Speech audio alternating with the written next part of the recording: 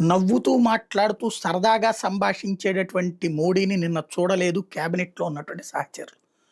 భూటాన్ పర్యటన ముగించుకుని రావడంతోనే లోక్ నాయక్ ఆస్పత్రికి వెళ్ళి అక్కడ పరామర్శలు పూర్తయిన తర్వాత రావడంతోనే క్యాబినెట్ మీటింగ్‌కి వచ్చిన తర్వాత మనిషిలో ఏమాత్రం నవ్వు కనిపించలేదు. చాలా సీరియస్‌గా ఉన్నారు. చాలా కోపంగా ఉన్నారు. అంటే చనిపోయినోళ్ళు, గాయపడ్డోళ్ళకి సంబంధించి చూసొచ్చాక నవ్వుతూ ఎట్లుంటారంటే కాదు. అక్కడ యాక్టివిటీ అక్కడ అయిపోయింది.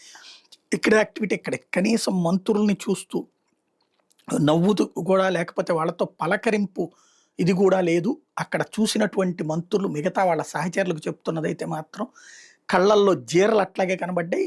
ఎప్పుడైతే ఇది పాకిస్తాన్‌కి సంబంధించిన జైషే మహమ్మద్ టర్కీ నుంచి ఆపరేట్ చేసిందన్న తర్వాతన పూర్తి వివరాలు తేల్చండి. దాని వెనకాల పాకిస్తాన్ సైన్యం ఉందా? పాకిస్తాన్ ఐఎస్ఐ ఉందా? లేకపోతే టర్కీ సైన్యం ఉందా? టర్కీ ఐఎస్ఐ ఉందా? మొత్తం తేల్చండి. తేల్చిన తర్వాత దీని అంతు తేలుద్దాం. ఏ ఒక్కడిని వదిలిపెట్టడానికి వీల్లేదు. యాక్ట్ ఆఫ్ వార్ అమలు చేసి తీరాలి అని చెప్పుకొచ్చారు అన్నటువంటిది సహచరులు చెప్తున్నటువంటి మాట. సంథింగ్ ఒక బిగ్ హ్యాపెనింగ్ అనేది జరగబోతోంది.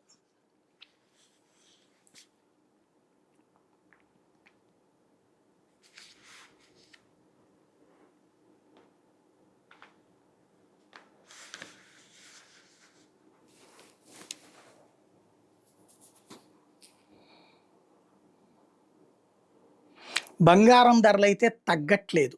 తగ్గితే గిగ్గితే ఇవాళ రేపట్లో తగ్గాలి. అది తగ్గుదల నమోదవ్వాలి. లేదంటే గనక ఇప్పుడు గూడా కంటిన్యూ అయితే ఇక పెరగడమే తప్పి మళ్ళీ తగ్గించడం ఉండదు. ఎందుకంటే మొన్న కరెక్షన్ జరిగింది. ఏదైతే దాదాపుగా 13,60,000కి వెళ్ళింది 100 గ్రాముల బంగారం.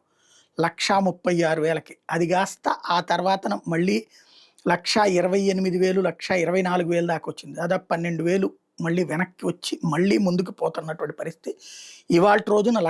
1,17,100 24 గ్రాముల బంగారం అయితే 1,17,500 18,000 దాకా ఇప్పుడు 22 క్యారెట్ల బంగారం వచ్చింది.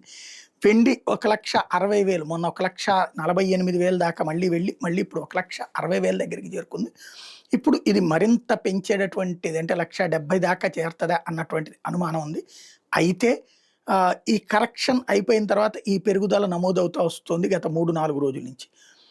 ఇప్పుడు ఇవాళ తేలాల్సింది ఏదైతే అమెరికాలో షట్‌డౌన్ తొలగిపోయింది ఇప్పుడు. అమెరికాకి సంబంధించినటువంటిది ఇప్పుడు మార్కెట్ ఓపెన్ అయినట్టయింది. దాంతో ఇప్పుడు బంగారం ధరలు తగ్గాలి.